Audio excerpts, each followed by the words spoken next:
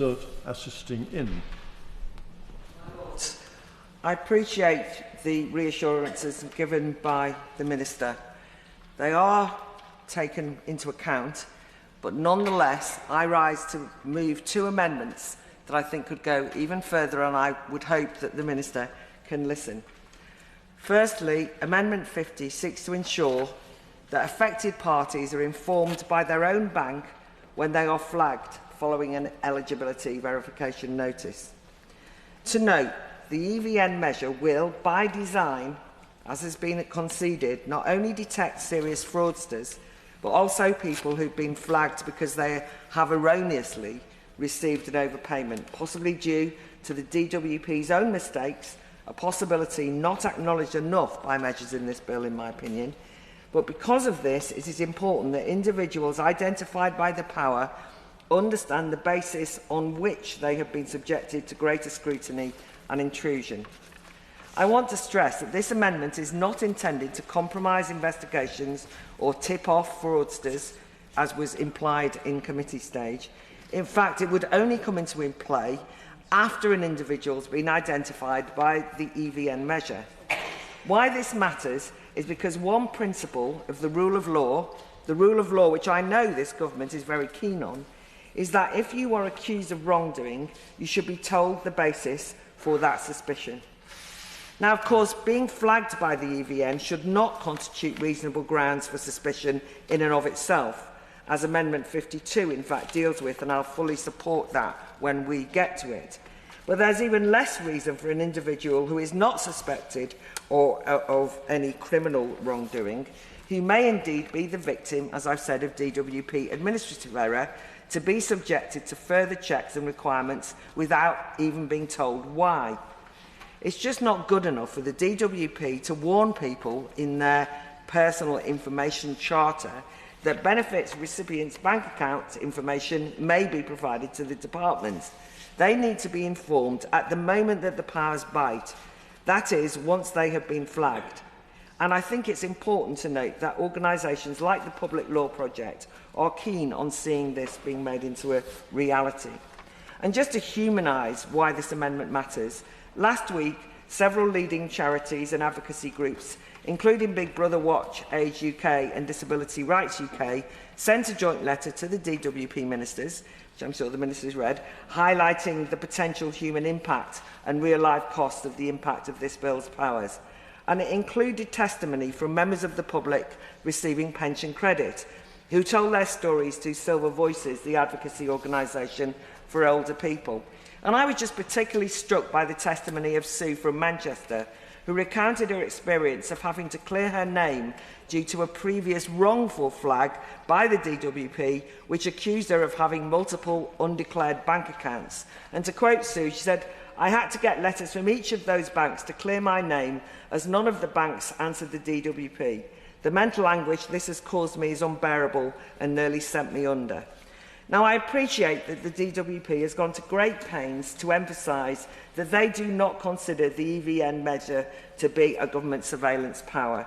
But the idea that you could be flagged by an algorithm that's rifled through your private bank statements and reported you back to the departments for further checks, all without being informed about it, is, and I say this tentatively, Kafkaesque. So I would like Amendment 50 to correct that. I'm also moving Amendment 62 that requires that the Code of Practice include scrutiny provisions about the algorithm used by banks, an issue I raised quite a lot at committee stage with some support from fellow peers. The situation is that the bank accounts of millions of people will be scoured through by third-party algorithms that neither the government nor banks have any hand in creating. And it's therefore essential we are able to scrutinise exactly what these algorithms are doing. And I know that the Minister understands the concerns. She has just explained and articulated that well. But the government has said that the Code of Practice is not the appropriate vehicle for such scrutiny. But still, we have not been provided with any alternative. And what's more, there have been ministerial opposition to amendments designed to provide greater transparency over the eligibility indicators, which I find worrying. The Minister has characterised the algorithm that will be deployed for the EVN measure as merely comprising of 2 tests that have to be met to determine whether an individual can be flagged, whether an account is one that receives a relevant benefit, whether the account meets the criteria set up by the DWP and the EVN. And the Minister has also answered at committee, and again now, that it is the DWP that will review all the information received, and DWP staff who will make any decisions about entitlement where potential fraud or error is identified.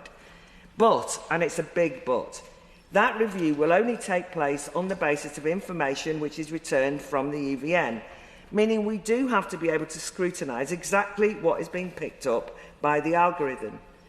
They may be simple tests, but they will be applying unpublished eligibility indicators that can complicate issues and will depend on what the eligibility indicators require banks to search for. OK, there may be little to scrutinise in relation to algorithms which simply detect whether someone has more than 16,000 in their bank account, or if, for example, 50% of their transactions have occurred abroad over a period of 4 weeks. However, should the algorithms have to assess conditions that are more complicated, then the algorithms deployed by banks will necessarily be more involved. So, for example, for relevant benefits currently in scope, such as pension credit, employment and support allowance and universal credit, would it be possible for the DWP to require banks to find people who they support or who they suspect are claiming ESW when not actually suffering from a disability or health condition that affects how much they can work? Or would it be possible for the DWP to require banks to identify recipients on pension credit who live with a partner but claim to live alone? That might be misplaced suspicion, but exactly how the algorithm is determining this sort of complex information and what information it is extracting to reach its conclusions requires oversight. Otherwise, people will be worried and paranoid. Otherwise, we risk people being identified for further scrutiny and investigation, potentially on the basis of flawed algorithm logic. As I emphasised during committee stage, determining whether bank accounts meet the eligibility criteria for an EVN requires judgment. It might not be human judgment, but algorithmic judgment. But the question is, what are those criteria? What will the algorithm be asked to search for? And just to finish, in another context, algorithmic scrutiny by medical experts revealed that an NHS computer algorithm deciding who to prioritise on the waiting list for liver transplants was discriminating against young patients.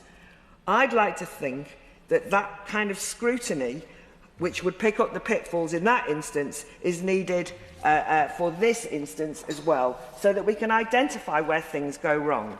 And that's a key point, recognised by the government, which is committed to algorithmic transparency already elsewhere with the Algorithmic Transparency Recording Standard. Not an attractive title, but this ATRS requires all government departments using algorithms to publish information about how and why they're using algorithmic tools. So can the Minister explain why that principle and commitment to transparency shouldn't apply simply because the government are deputising to the banks the job of conducting these searches on their behalf in this instance? So I look to the Minister to provide reassurance by committing to greater transparency over exactly what the eligibility indicators would require of the banks to identify through the use of algorithms. These are modest proposals, and I do not think as yet, despite assurances, I've been reassured. My Lord.